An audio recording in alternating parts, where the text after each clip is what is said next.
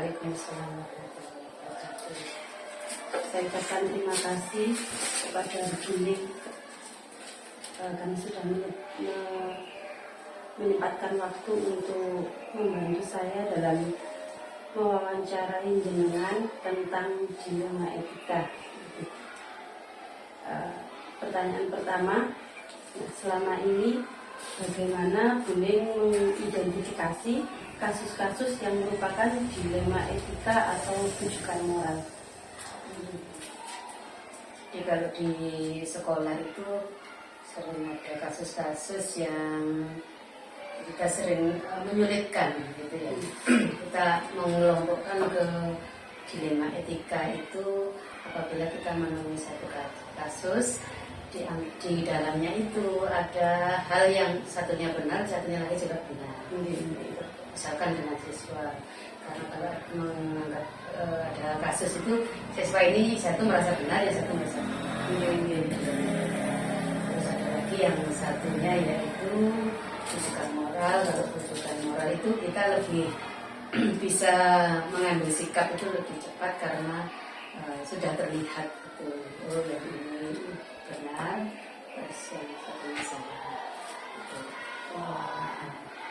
Berarti dilihat dari Bu ya, apa namanya? Kasusnya. Kalau kasus ini benar, lawan benar berarti itu termasuk dilema etika. Kalau rujukan moral berarti benar, kalau rujukan moral berarti benar lawan salah tadi Bu.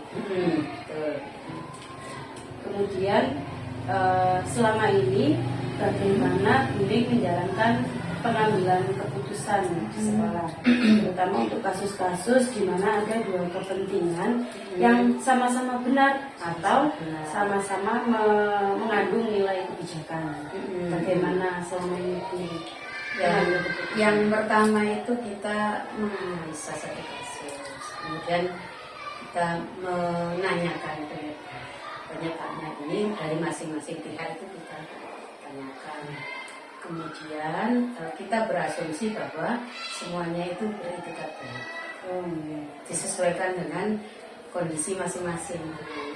Semua punya latar belakang masing-masing kenapa seperti itu. Jadi kita tidak bisa langsung memfonis, kita ada masukan-masukan dulu. Kemudian juga kita selama ini ada mungkin observasi masalah tersebut karena kita sudah menggeluti setiap hari itu kan kita tahu. Jadi tidak serta-merta membenarkan yang ini dan menyalahkan yang satu pihak. Jadi kita asumsi semuanya punya alasan masing-masing. Berarti kita menganalisa dulu ya. Kemudian melakukan tanya ke kedua belah pihak sama mencari alasan sama mengobservasi masalah. Kita berusaha seobjektif mungkin, tidak ada unsur subjektif. Kemudian dalam mengambil keputusan langkah-langkah apa atau prosedurnya seperti apa yang bisa dilakukan selama ini? Pertama itu tadi kita menganalisa masalah, kemudian mencari alasan kenapa ini terjadi, kemudian kita berusaha bersikap objektif, kemudian kita membuat rujukan masalah ini kalau kita kaitkan dengan aturan itu bagaimana. Jadi kita sudah punya kendali. Kalau masalah seperti ini kita sebelumnya kan misalnya di sekolah ada tata tertib, ada aturan gitu, kita merujuknya ke situ. Ada sesuatu yang mungkin menurut individu itu benar, tapi kalau bertentangan dengan tata tertib ya itu kita harus meluruskan. Acuannya tata tertib itu tadi, tata tertib, kemudian kita musyawarahkan kalau ada solusi yang terbaik dari kedua belah pihak yang merasa benar. Jadi ada win-win solution, tidak ada yang merasa dirugikan, dan kita menegakkan aturan ya. Misalkan kalau sebagai guru itu kan ada kode etik guru, itu kita jadikan dengan siswa ya tata tertib sekolah gitu. Jadi kita nggak mengambil keputusan itu secara perasaan gitu sesuai oh ini salah ini enggak ada. Tidak subjektif, berarti tidak semua mengedepankan perasaan. Ya ada perasaan tapi tetap kita nggak mungkin ya nggak ada perasaan, itu mesti kan ada perasaan ya. Tapi harus tetap objektif. Gitu. Kemudian selanjutnya gue hal apa saja yang selama ini dinilai efektif dalam pengambilan keputusan pada kasus-kasus dilema etika. Yang pertama itu penekanan komitmen. Jadi kalau kita sudah ada komitmen terus di belakang itu ada masalah, nah ini kita kembalikan. Komitmen kita di awal itu bagaimana? Jadi ada komitmen, kemudian ada aturan yang jelas. Aturan yang jelas. Jadi dari aturan itu kemudian muncul tanggung jawab. Jadi warga sekolah itu untuk melaksanakan kegiatan sehari-hari itu bukan karena terpaksa, bukan karena diawasi, bukan karena apa, tapi sebagai tanggung jawab. Baik tanggung jawab positif, baik tanggung jawab profesi, tanggung jawab moral. Sekolah. Selanjutnya selama ini apakah selama ini Bening menghadapi tantangan yang apa ya yang spesifik gitu dalam pengambilan keputusan pada kasus-kasus dilema etika? Yang terutama yang masalah itu perbedaan persepsi terhadap suatu masalah. Perbedaan persepsi. Ada ini perbedaan kepentingan. Ada salah satu pihak itu merasa ini yang penting, sedangkan yang pihak lain merasa ini yang penting. Gitu. Ini harus kita mempertemukan kedua pihak ini dan jadikan solusi yang win-win solution melalui musyawarah tadi. Terutama itu musyawarah. Jadi tantangannya perbedaan persepsi sama perbedaan kepentingan aja. Itu yang terutama. Kemudian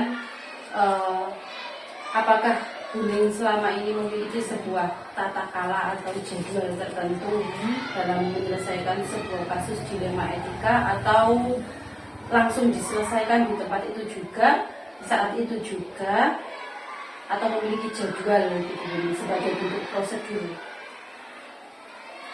Untuk gini, ada masalah itu masalah yang bisa diselesaikan saat itu juga, dan ada masalah-masalah yang terutama untuk kasus-kasus yang berhubungan dengan siswa itu kan kita setelah ada keputusan pertama itu harus ada pemantauan. Kalau belum bantu ternyata tidak ada perkembangan, itu ada tindakan kedua. Ada yang berkala, ada yang sekali. Yang terpenting untuk masalah itu harus sesegera mungkin ditangani, sesegera mungkin ditangani. Terus setelah itu kita lihat kalau ini bisa selesai dalam satu tindakan, ya kita selesai. Tapi ada beberapa masalah itu yang harus berkala, harus berkala. Kemudian langkah saya kalau di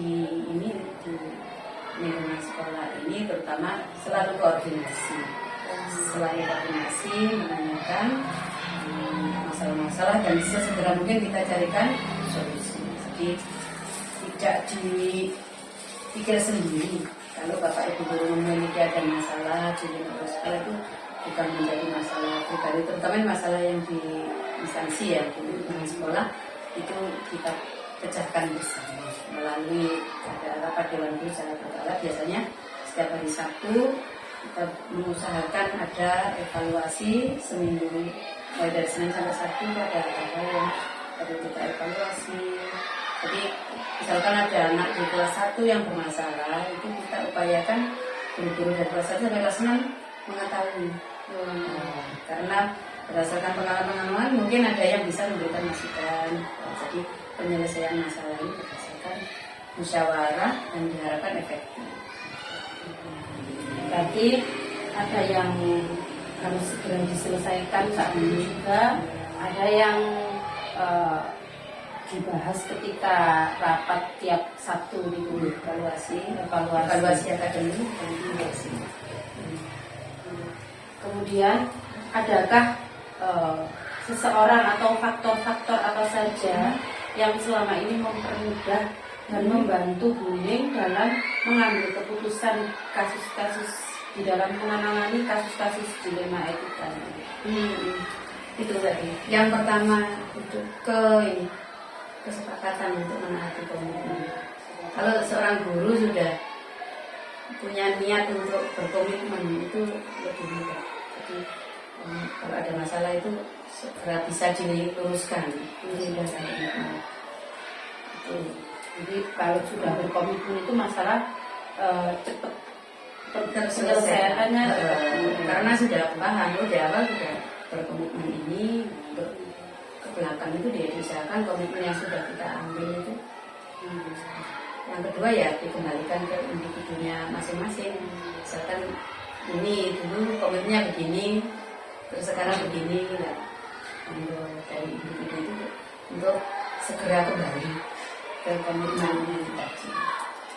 Nah, dari semua hal yang telah Buning sampaikan, pembelajaran apa yang bisa Buning petik dari pengalaman selama ini dalam mengatasi kasus dilema etika? Yang pertama kita harus positif thinking. Apapun masalahnya itu positif thinking, bahwa itu terjadi karena ada alasan.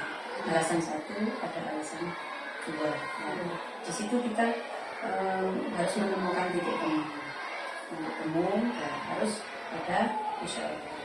Kemudian yang kedua itu ya ada patokan baik dari misalkan dari segi hukum, kalau dilihat dari hukum gimana ini, kemudian dari nilai, dari moral bagaimana. Jadi di beberapa hal itu kita jadikan pegangan untuk memutuskan suatu masalah, mencari solusi. Ini cocok Anda dengan nilai-nilai, dengan nilai di sini. Ada kan orang itu merasa benar ya, merasa benar padahal dengan lingkungan sekitarnya tidak sesuai. Nah kemudian yang paling mendukung itu adalah kerjasama yang baik. Kalau sudah ada tidak ini tidak keserasian kerjasama antar ini sudah untuk melaksanakan program-program untuk yang sudah komitmen yang di awal sudah bagus itu agak sulit untuk Itu ada tiga pembelajaran ya yang bisa diberikan positif thinking, kemudian berpegang teguh pada nilai norma hukum itu harus kita pahami, harus kita usahakan ya untuk misalkan peraturan pemerintah kalau ada pelanggaran seperti ini, sanksi apa itu sudah disosialisasikan.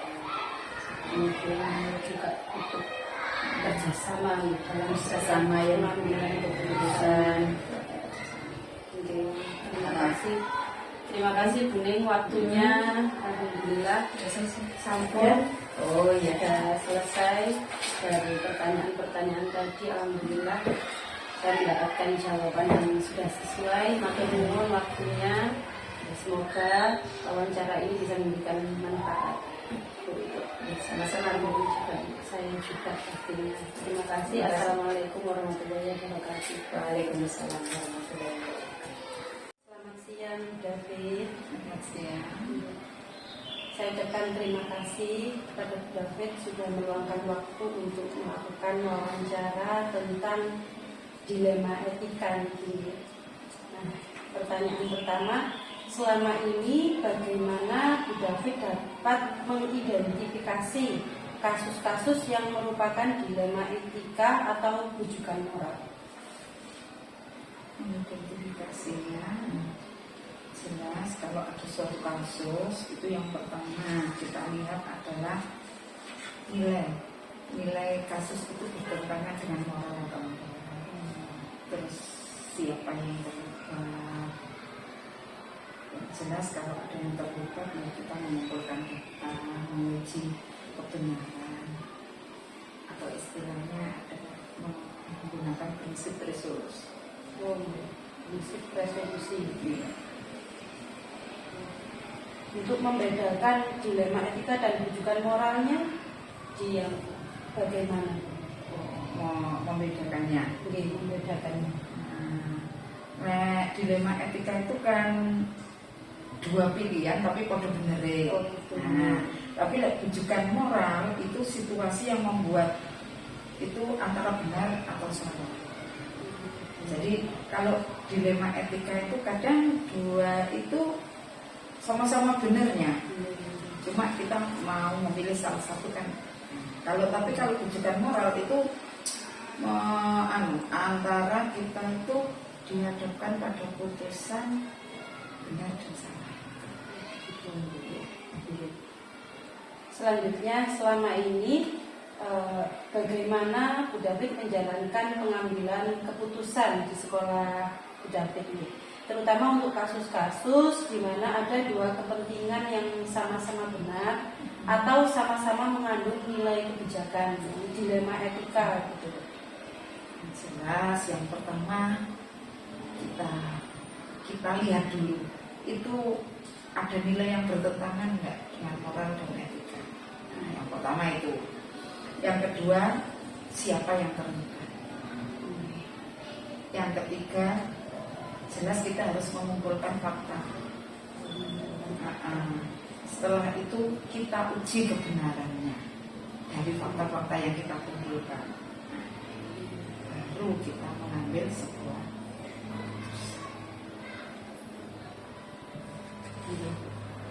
Nah, kemudian langkah-langkah atau prosedurnya itu seperti apa Bu, kalau pas mengambil keputusan itu? Prosedurnya ya kita prinsip resolusi itu. Oh, prinsip. Prinsip resolusi itu membangun bukti-bukti, Mencari bukti mencari bukti dulu. Kemudian hal-hal apa saja yang selama ini Ibu David anggap efektif dalam pengambilan keputusan dalam kasus-kasus dilema etika?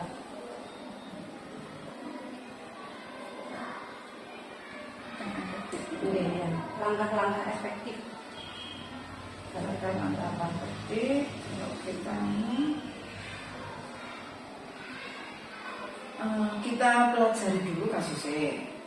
Kita lihat kalau bisa diselesaikan saat itu ya kita selesaikan. Tapi kalau itu kasusnya itu kok dianggap berat dan banyak melibatkan hal, ya kita jadwal, kita cari bukti. Siapa yang terlibat itu kita panggil, terus kita jadwalkan. Dari pemanggilan itu kan akhirnya bisa terkuak apa sih sebenarnya permasalahannya kan gitu. Baru kita menentukan keputusan. Itu hal-hal yang efektif. Kemudian adakah tantangan selama ini, apa saja kira-kira tantangan dalam menyelesaikan kasus-kasus dilema etika? Etika itu tantangannya ya menguji kebenarannya gitu namanya. Menguji kebenarannya dari fakta-fakta yang kita kumpulkan itu kan keluar. Soalnya sama-sama benar. Mana yang lebih Harus menguji kebenaran. Kebenaran berarti yang merupakan tantangannya. Nah, apakah selama ini Bu David ada tata cara atau jadwal tertentu gitu dalam menyelesaikan kasus dilema etika? Apa diselesaikan secara langsung atau menunggu? Iya, dua hal. Kalau lihat masalahnya, kalau masalahnya nggak terlalu berat ya langsung diselesaikan. Kalau memang perlu pemikiran yang lebih ya kita jadwal. Penjadwalan terutama mencari bukti-bukti itu. Jadi kita perlu memanggil siapa itu perlu kita jadwal, baru nanti kita ambil keputusan. Adakah jadwal khusus tuh, misalnya rutin setiap minggu apa gimana gitu dalam pembahasan? Kalau kita membahas tentang etika dan